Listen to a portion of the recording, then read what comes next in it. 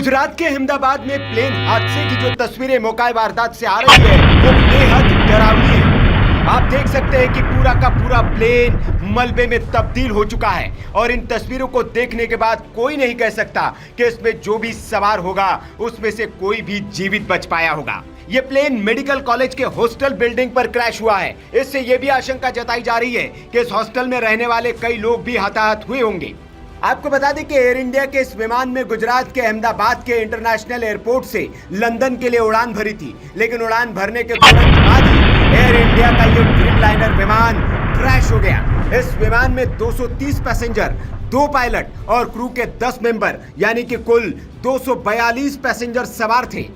लेकिन इस प्लेन के क्रैश होने से ठीक पहले प्लेन के पायलट सुमित सबरवाल ने मेडे कॉल किया था। विमानन की दुनिया में पायलट ये संकेत आखिरी वक्त में देता है। इसका मतलब होता है कि मेरी मदद करो। जब पायलट को यह लग जाता है कि अब हालात उसके हाथ में नहीं है, काबू से बाहर हो चुके हैं, तब वो मेडे संकेत जारी करता है। बोइंग 787 को उड़ा रहे पायलट को बहुत अनुभवी बताया जा रहा है। उनके पास 82,000 घंटे उड़ान का अनुभव था। जानकार ये भी बता रहे हैं कि दरअसल विमान में कोई गड़बड़ी बहुत शुरुआत में ही पता चल गई थी। हालांकि इस संभावना से भी इनकार नहीं किया जा सकता कि स्थितियों को जज करने में पायलट या एटीसी से कोई गड़बड़ न हुई हो। पायलट कैप्टन सुनील सबरवाल ने मेडे का संकेत तो दे दिया, लेकिन गड़बड़ी को सुधारने या ठीक करने का उनके पास वक्त ही नहीं था। विमान कुछ ही क्षणों में नीचे गिरने लगा और देखते ही देखते आग के गोले और गाढ़े काले धुएं में तब्दील हो गया था। जानकार बता रहे कि इस तरह की कोई गड़बड़ बहुत ऊंचाई पर होती है तो पायलट को सोचकर कुछ करने का वक्त भी मिलता है, लेकिन जाहिर है कि पायलट ने उड़ते ही मेडे का संकेत दिया, यानी उसी समय उसे लग गया था कि हालात उसके कंट्रोल में नहीं है। मेडे शब्द फ्रेंच के मैडर यानी कि मेरी मदद करो शब्द से लिया गया है। 1927 में वॉशिंगटन के इंटरनेशनल रेडियो टेलीग्राफ कन्वेंशन में इसे आधिकारिक आपातकालीन कॉल बनाया गया। पायलट इसे 3 बार दोहराते हैं, मेडे मेडे मेडे, ताकि एटीसी इसे तुरंत समझ ले और बाकी रेडियो संदेशों के बीच ये साफ सुनाई दे। ये कॉल इंजन फेल, आग, दबाव में कमी या किसी ऐसी स्थिति में दी जाती है जहां तुरंत मदद की जरूरत होती है। जानकारी ये भी मिल रही कि अहमदाबाद हादसे में पायलट ने टेक ऑफ के 2 मिनट बाद ही मेडे कॉल दिया था। उस वक्त विमान सिर्फ 625 फीट की ऊंचाई पर था। इससे साफ है कि पायलट को तुरंत किसी गंभीर समस्या का एहसास हो गया था।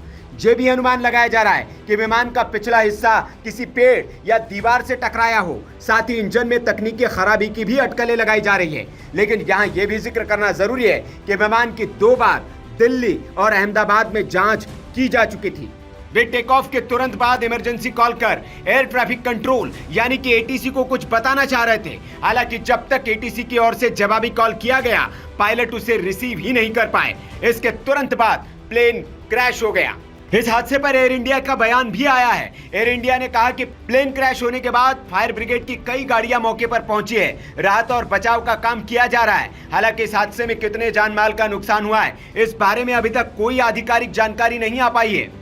एयर इंडिया ने सोशल मीडिया हैंडल एक्स पर कहा है कि फ्लाइट AI-171 अहमदाबाद से लंदन गैटविक जा रही थी।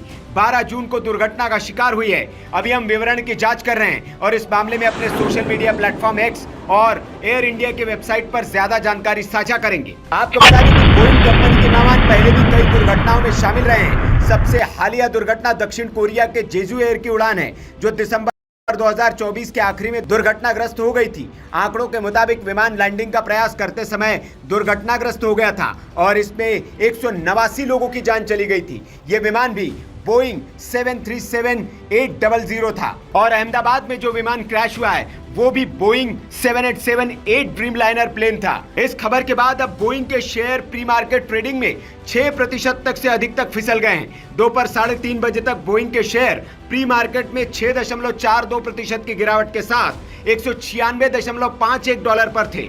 Bureau report, VK news.